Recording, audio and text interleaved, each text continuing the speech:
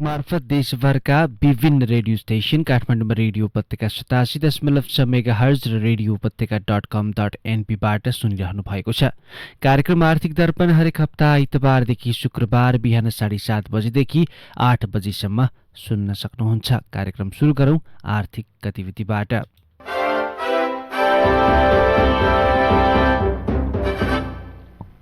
नेप्से उच्च बिन्दुमा पुगेर ओह्रालो लाग्दै करेक्सन भएको छ। बुधबार उच्च बिन्दुमा बढेको नेप्सेमा लगानीकर्ता बीच बढीभन्दा बढी नाफा बुक गर्ने होडबाजी चल्दा बजार करेक्सन हुन पुगेको हो। कारोबारको सुरुवातमै नेप्से 3000 को बिन्दुमा पुगेको भए पनि बजार बिस्तारै ओह्रालो लागेको थियो। बुधबार नेप्से परिसूचक 13.56 अङ्कले घटेर 2946.58 बिन्दुमा रोकिएर बन्द हुन पुगेको छ। यस्तै क वर्गको कम्पनी सेन्सिटिभ इन्डेक्स 2.83 अङ्कले घटेर 525.28 बिन्दुमा पुगेको छ।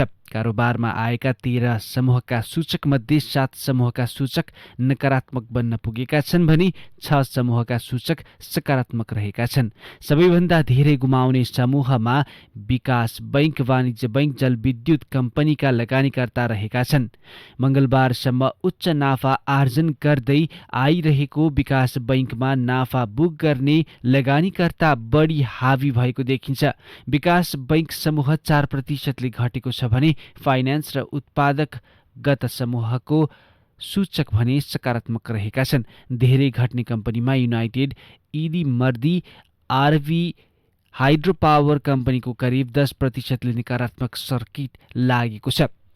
महालक्ष्मी विकास बैंक, सिने रेसुङ्गा डेभलपमेन्ट बैंक, मितेरी डेभलपमेन्ट बैंकको 6% ले घट्दा यी कम्पनीका लगानीकर्तामा निराशा छाएको छ। उच्च नाफा आर्जन गर्ने कम्पनीमा नेपाल इन्सुरेन्स कम्पनी रहेको छ। कम्पनीको 100 दिन करिब 10% ले सर्किट लेभलमा कारोबार हुँदै 91 रुपैयाँले बढेर प्रति शेयर मूल्य 1006 रुपैयाँ पुगेको छ।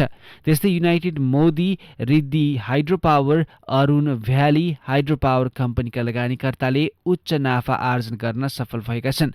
धितोपत्र र ऋणपत्र गरी कारोबारमा आएका 221 कम्पनीको 3 करोड 13 लाख किता इकाई शेयर किनबेच हुँदा 17 अर्ब रुपैयाँ बराबरको शेयर कारोबार भएको छ।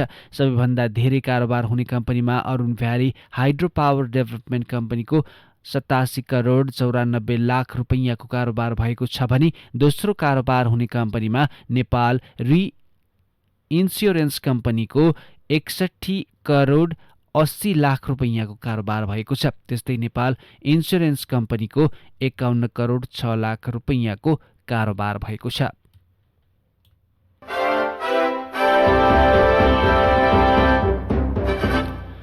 निषेधाज्ञा वा बन्दाबन्दीको अवधिमा कर नतिर्दा पनि हुने सर्वोच्च अदालतको आदेशका बावजुद सरकारलाई कर बुझाउन निजी क्षेत्रले अपिल गरेको छ।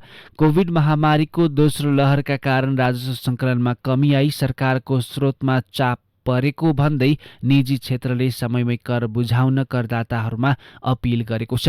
सर्वोच्च अदालतले गत 5 जेठमा लकडाउन अवधिमा कर नलिन तथा ढिला बुझाएकोमा जरिवाना नतिराउन भन्दै सरकारलाई आदेश दिएको थियो। अधिवक्ता सृजना अधिकारी समेतले दायर रिटमाथि सुनवाई गर्दै न्यायाधीश मीरा खड्काको एकल इजलासले करदातालाई सुविधा हुने गरी आदेश दिएको थियो। सर्वोच्चको आदेशपछि जेठ महिनादेखि राजस्व सङ्कलनमा चाप पर्न थालेको छ।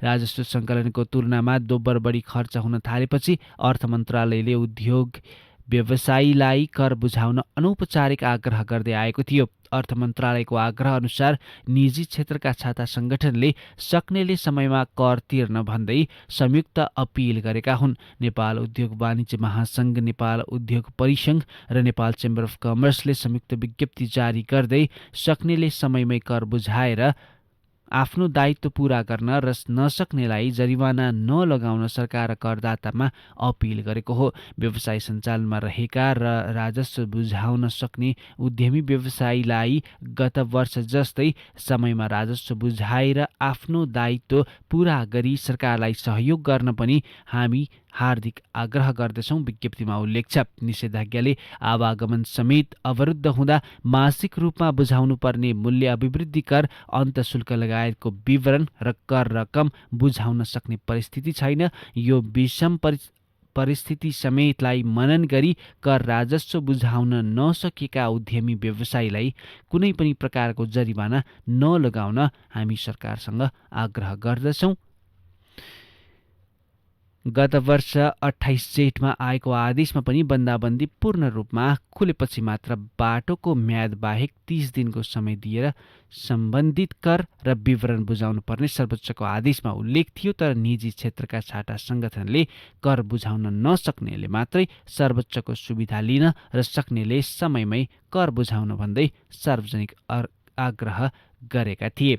निजी क्षेत्रको अपिलपछि उद्योगी व्यवसायीले स्वस्फूर्त रूपमा कर बुझाएका थिए। यस वर्ष पनि सर्वोच्चले दिएको सुविधाका बावजुद निजी क्षेत्रले सरकारलाई राजस्व परिचालनमा मद्दत गर्न खोजेका हुन्।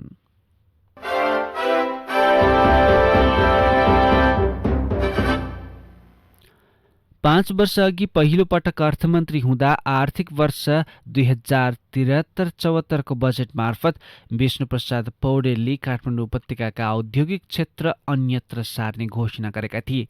कुनै छलफल, बहस, अध्ययन र अनुसन्धान बिनै अकस्मात आएको औद्योगिक क्षेत्र सार्ने उक्त कार्यक्रम कार्यान्वयनका लागि त्यसपछि सरकार आफैले कुनै चासो देखाएन।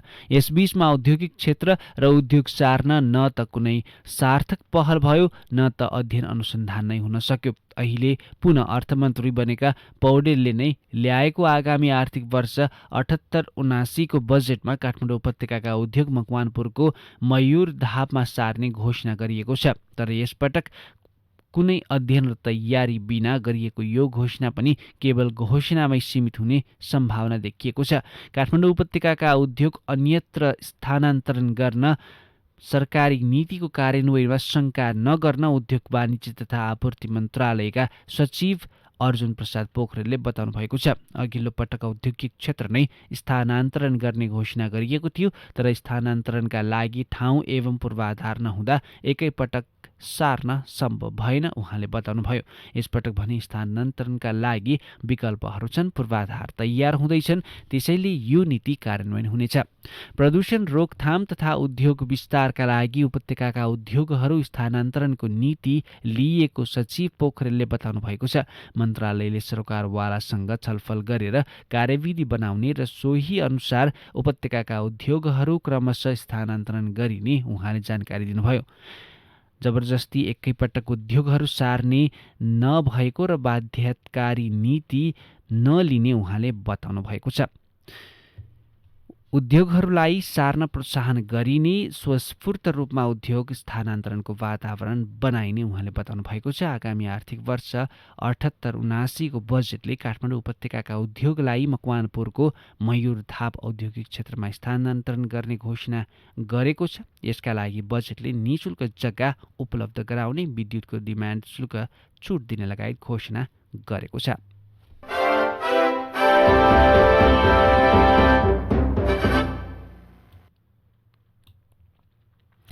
चालु आर्थिक वर्षमा 2.7% मात्रै आर्थिक वृद्धि हासिल हुने विश्व बैंकले जनाएको छ। विश्व बैंकले मंगलबार सार्वजनिक गरेको ग्लोबल इकोनोमिक प्रोस्पेक्ट्स जुन 2021 ले आगामी आर्थिक वर्ष 2078-79 मा भने आर्थिक वृद्धि 3.9% हुने प्रक्षेपण गरेको छ।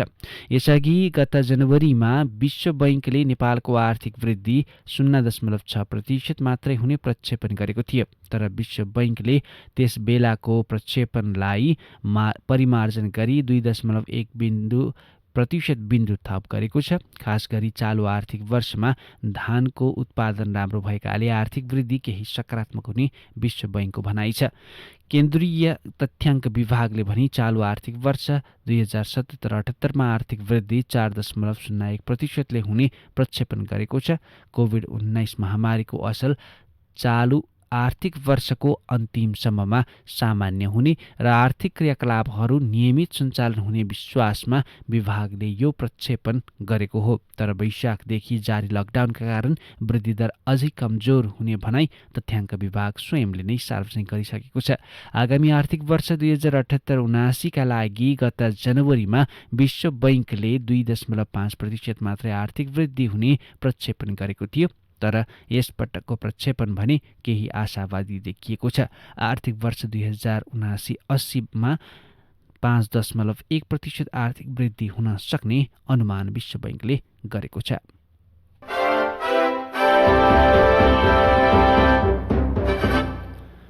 उपप्रधान तथा अर्थमन्त्री विष्णुप्रसाद पौडेलले चुरे संरक्षणको प्रतिकूल हुने गरी कुनै कार्य नगर्ने बताउनु भएको छ। आगामी आर्थिक वर्षको बजेटमा उल्लेखित खानी उत्खननको विषयमा चुरे उत्खननको भाव र आशय समेत नरहेको स्पष्टीकरण दिनुभएको छ। नेपाल वातावरण पत्रकार समूहले बुधबार आयोजना गरेको कार्यक्रममा बोल्दै उपप्रधान तथा अर्थमन्त्री पौडेलले चुरे क्षेत्रमा कुनै पनि दोहन हुन नदिने बताउनुभयो।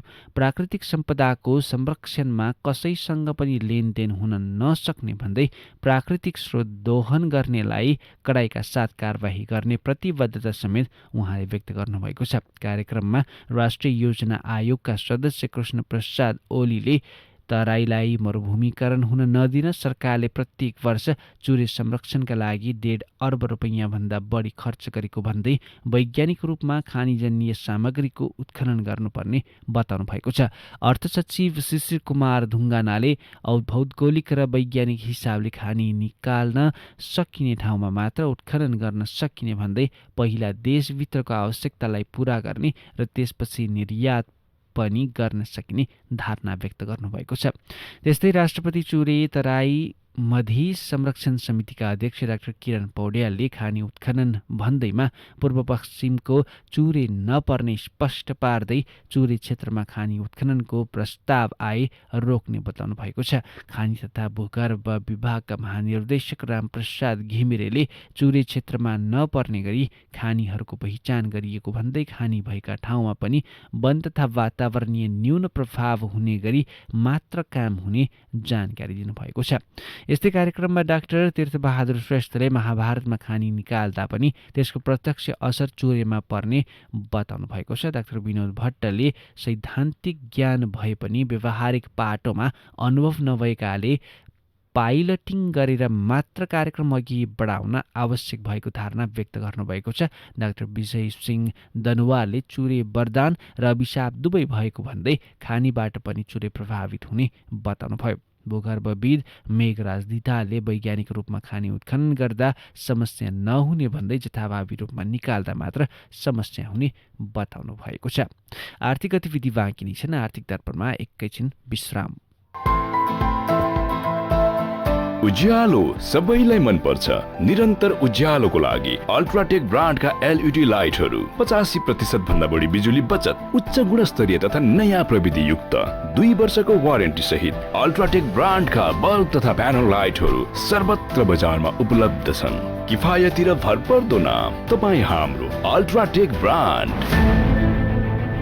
For more details, visit www.ultragroup.com.np. Phone number 014117043, 014117143. World Trade Center, 2nd floor, Tripureshwar. For dealers and distributors, 9851 000505, 9851 000505. Ultra Group.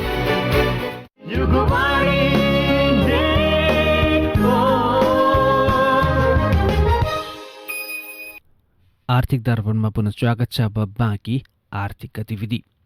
Corona महामारीका कारण 1 वर्षदेखि वैदेशिक रोजगारीमा जानेको संख्या घटे पनि विदेशमा ज्यान गुमाउनेको संख्यामा गिरावट आउन नसकेको पाइएको छ। पहिलो र दोस्रो महामारीमा वैदेशिक रोजगारीको क्रममा रहेका व्यक्तिको निधन हुने क्रम जारी रहेकाले सरकारले सुरक्षित बसाइको योजना अघि सार्न आवश्यक रहेको विज्ञहरूले औल्याउँदै आएका छन्। वैदेशिक रोजगार बोर्डका अनुसार चैतमा 7 महिला सहित 146 को वैदेशिक रोजगारीको क्रममा निधन भएको छ। मलेसिया लगायतका कैयौं मुलुकले कोरोना महामारीको कारण देखाउँदै नेपाली युवालाई वैदेशिक रोजगारीमा लैजान बन्द गरेका छन्। 2077मा मात्र वैदेशिक रोजगारीको क्रममा निधन भएका 1079लाई आर्थिक सहायता वितरण गरिएको बोर्डले जनाएको छ। बोर्डले श्रम सम्झौता बाँकी रहेको अवधिमा वैदेशिक रोजगारीको क्रममा निधन हुनेका परिवारलाई 7 लाख रुपैयाँ उपलब्ध गराउँछ। त्यस्तै बीमा कम्पनीहरूले मृतकका परिवारलाई 14 लाख रुपैयाँ भन्दा बढी रकम उपलब्ध गराउँछन्। बितेका 12 वर्षमा रोजगारीका लागि विभिन्न देश पुगेका 7,000 बढी नेपालीले ज्यान गुमाएका छन्। 2065को साउनदेखि चैतसम्म बोर्डको तथ्याङ्क अनुसार 7,253 जनाले ज्यान गुमाएका छन्। यो संख्या बोर्डको सचिवालयमा आर्थिक सहायता लिनेको मात्रै हो। यसबाहेक पनि वैदेशिक रोजगारीका क्रममा ज्यान गुमाएका तथा आर्थिक सहायता नलिएका हुन्छन्। बितेको 12 वर्षमा मलेसियामा सबैभन्दा बढी नेपालीको ज्यान गएको छ। यो अवधिमा मलेसियामा 2,602 जनाको ज्यान गएको छ। त्यहाँ 338 जनाले आत्महत्या गरेका छन्। कार्डिक एरेस्टका कारण 407 र प्राकृतिक कारणले 411 जनाको ज्यान गएको तथ्याङ्क बोर्डले जनाएको छ। कार्यस्थल दुर्घटना र सडक दुर्घटनाका कारण पनि धेरै नेपालीको ज्यान गएको छ। मलेसियामा मात्रै सडक दुर्घटनाका कारण 155 र कार्यस्थलमा भएको दुर्घटनाका कारण 251 जनाको ज्यान गएको छ। हृदयघातका कारण मलेसियामा 224 को ज्यान गएको छ भने यो अवधिमा 20 जनाको हत्या भएको छ। उता साउदीमा सबैभन्दा धेरै नेपालीले सडक दुर्घटनामा ज्यान गुमाएका छन्। बितेका 12 वर्षमा सडक दुर्घटनाका कारण 578 को ज्यान गएको छ। 164 को कार्यस्थल दुर्घटनामा ज्यान गएको छ। 163ले आत्महत्या गरेका छन् भने 745 को मृत्यु प्राकृतिक कारण भएको बताइएको छ। यस अवधिमा साउदीमा 2 नेपालीको हत्या भएको बोर्डको तथ्याङ्क छ। कतारमा 1,419 को ज्यान गएकोमा सबैभन्दा धेरै कार्डिक एरेस्टका कारण भएको छ। 521 को कार्डिक एरेस्टका कारण ज्यान गएको छ। सडक दुर्घटनाका कारण 116 र कार्यस्थल दुर्घटनाका कारण 154 को ज्यान गएको छ। यो अवधिमा कतारमा 125ले आत्महत्या गरेका छन्। 12 वर्षमा 22 को हत्या भएको छ। हृदयघातका कारण 112 को ज्यान गएको छ। बोर्डको तथ्याङ्क अनुसार युएईमा 582ले ज्यान गुमाएका छन्। कार्डिक एरेस्टका कारण 164ले ज्यान गुमाएका छन्। त्यसपछि सबैभन्दा धेरै सडक दुर्घटना र आत्महत्या गर्नेको संख्या धेरै छ। सडक दुर्घटनामा 79 र आत्महत्या 94 जनाले गरेका छन्।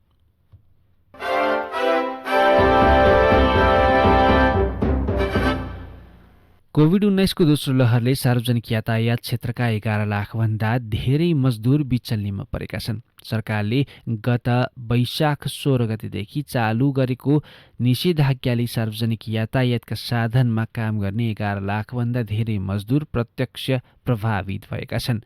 पहिलो लहरको कोभिड-19 को कारण झण्डै 6 महिना थिलथिलो परेको यातायात क्षेत्र दोस्रो लहरले पनि झण्डै 1.5 महिनादेखि ठप्प छ। नेपाल यातायात स्वतन्त्र मजदुर संगठनका अध्यक्ष भीम ज्वाला राई कोभिड-19 को दोस्रो लहरका कारण यातायात मजदुर रोगले भन्दा पनि भोकले मर्ने अवस्था आएको बताउँछन्।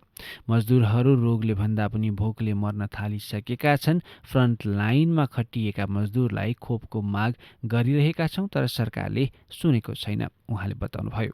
उहाँका अनुसार यातायात क्षेत्रका मजदुर र सञ्चालकले दिनहुँ यातायात सेवा सञ्चालन गरेर गरजोड गर्छन्। दिनभरि सार्वजनिक यातायात चलाएर साँझ बिहानका खाद्यान्न खरिद गरी गुजारा चलाउनेमा पर्छन्। यस क्षेत्रका मजदुर भन्छन् अध्यक्ष राई यसअघि लकडाउनबाट लामो दूरीका सार्वजनिक यातायात 6 महिना ठप्प भयो। अहिलेको निषेधाज्ञा पनि 40 दिनभन्दा धेरै भइसकेको छ। 10 खर्बभन्दा धेरै लगानी रहेको सार्वजनिक यातायात पछिल्लो समय लगभग ठप्प जस्तै छ। अध्यक्ष राईले कोभिड-19 को दोस्रो लहरमा संगठन अन्तर्गतका 14 मजदुरको मृत्यु भएको बताउनु भएको छ। संगठन मातहतका 14 जना कोभिड-19ले ज्यान लिएको छ। मृतकका परिवारको बिचल्ली भएको छ। संगठन मातहतका 44 जना संक्रमित उपचार गराइरहेका छन्। अध्यक्ष राईले कोभिड-19बाट सबैभन्दा बढी प्रभावित सार्वजनिक यातायात मजदुरलाई सरकारले राहत तथा सहुलियतको कुनै पनि प्याकेज घोषणा नगरेको गुनासो गर्नुभएको छ।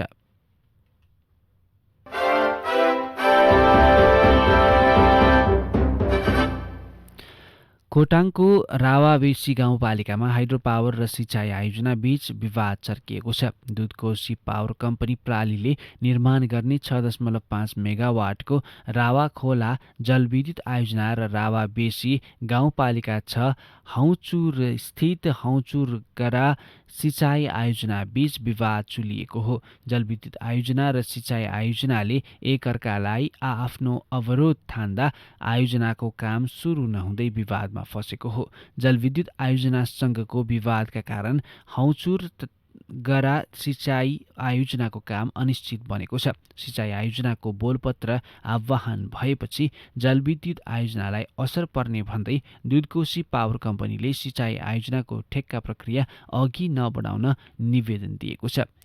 हौचुर बेसीको 100 हेक्टर क्षेत्रफलमा सिँचाइ सुविधा पुग्ने सिँचाइ योजनाका लागि बोलपत्र आह्वानको म्याद दोस्रो पटक थप गर्दा समेत विवाद हल हुन नसकेको जलविद्युत तथा सिँचाइ स्रोत डिभिजन कार्यालय खोटाङका प्रमुख मेघराज गेवालीले बताउनु भएको छ। हौचुरमा सिँचाइ प्रणाली पुनर्स्थापना आयोजना कुवेट फन्ड अन्तर्गत 5 करोड 4 लाखको हौचुर गरा सिँचाइ आयोजनाको काम अघि बढाइएको हो। 2076 सालमा विस्तृत योजना प्रतिवेदन तयार पारिएको सिँचाइ आयोजनाको काम 2079 साल असारसम्ममा पूरा गर्नुपर्ने म्याद छ। आयोजनाका लागि जलस्रोत तथा सिँचाइ विकास डिभिजन कार्यालयले गत चैत 31 गते बोलपत्र आह्वान गरेको थियो। जलविद्युत आयोजना र सिँचाइ आयोजनाको मुहान रावा खोला हो। जलविद्युत आयोजनाको मुहान सिँचाइको भन्दा केही माथि रहेको बताइएको छ। सिँचाइले जलविद्युत आयोजनालाई असर पर्ने दुधकोशी पावर कम्पनीको दावी रहेको छ।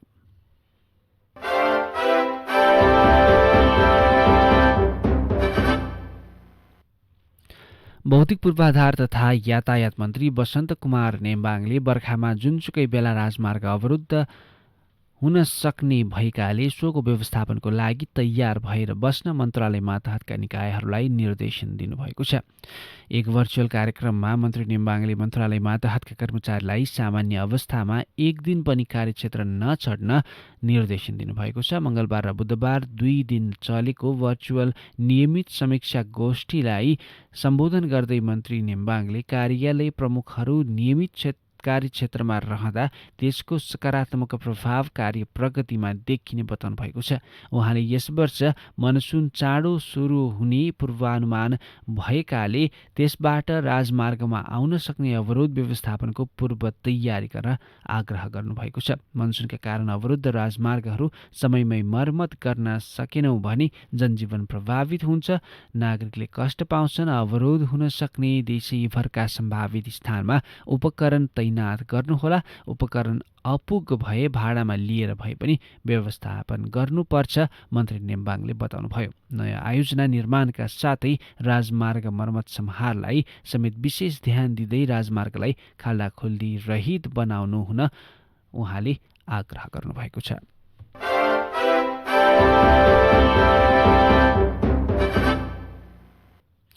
इतहरीमा सञ्चालित 2वटा आइसोलेसन सेन्टरलाई एससी अर्गनाइजेसनले मंगलबार अक्सिजन सहितका स्वास्थ्य सामग्री प्रदान गरेको छ। निजी क्षेत्रबाट सञ्चालित कोभिड रिलिफ एन्ड आइसोलेसन सेन्टरलाई अर्गनाइजेसनका अध्यक्ष उद्योगी शिव घिमिरेले अक्सिजन सहित स्वास्थ्य सामग्री दिनुभएको हो। उहाँले सामाजिक उत्तरदायित्व अन्तर्गत सहयोग गर्नुभएको हो। उद्योगी घिमिरेले 11 थान oxygen gas, oximeter, surgical mask 500 थान, अक्सिजन मास्क 2500 थान लगायत सामग्री दिनुभएको छ। त्यसैगरी उहाँले इतहरी उपमहानगरपालिका कार्यालयलाई समेत 11 थान oxygen gas, oximeter, surgical mask 500 थान, अक्सिजन मास्क 2500 थान दिनुभएको छ।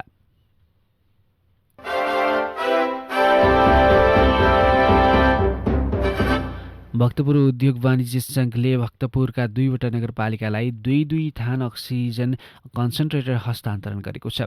सङ्घका अध्यक्ष प्रदीप श्रेष्ठले चाङ्गुनारायण र सूर्यविनायक नगरपालिकालाई बुधबार ती उपकरण हस्तान्तरण गर्नुभएको हो। नगरपालिकाले सञ्चालन गरेको आइसोलेसन केन्द्रमा उपचारार्थ भर्ना भएका बिरामीलाई आकस्मिक रूपमा अक्सिजन आवश्यक परेको खण्डमा सहज ढङ्गबाट तत्काल अक्सिजन उपलब्ध गराउन ती उपकरण हस्तान्तरण गरिएको हो।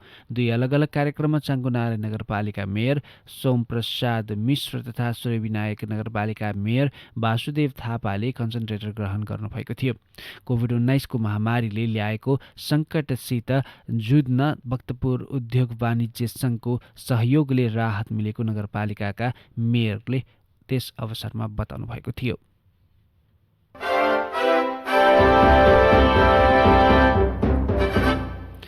थापाथली स्थित द ब्रिटिश कलेज र राष्ट्रिय आविष्कार केन्द्रले संयुक्त रूपमा कोरोना महामारी विरुद्ध लड्न नयाँ सामाजिक कल्याण सहयोगको घोषणा गरेका छन्। दुवै संस्थाले वर्तमान सङ्कटको अवस्थामा सहयोगको निमित्त केन्द्रलाई थप ऊर्जाशील बनाउन र राहत कार्यलाई अझ सुदृढ पार्न एक परियोजना अगाडि बढाउने जनाएका छन्।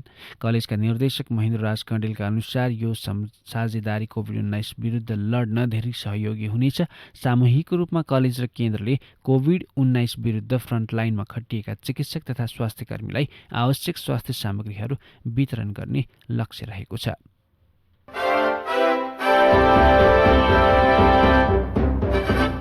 यिनै सामग्रीसँगै हामी कार्यक्रमको अन्तिममा आइपुगेका छौँ। आर्थिक दर्पणमा आज हामीले विभिन्न आर्थिक गतिविधि सुनायौँ। आर्थिक दर्पणमा भोलि फेरि बिहान 7:30 बजे तपाईँ हाम्रो भेट हुने नै छ। त्यतिन्जेलसम्मका लागि म प्रज्वल साक्य बिदा हुन्छु। नमस्कार।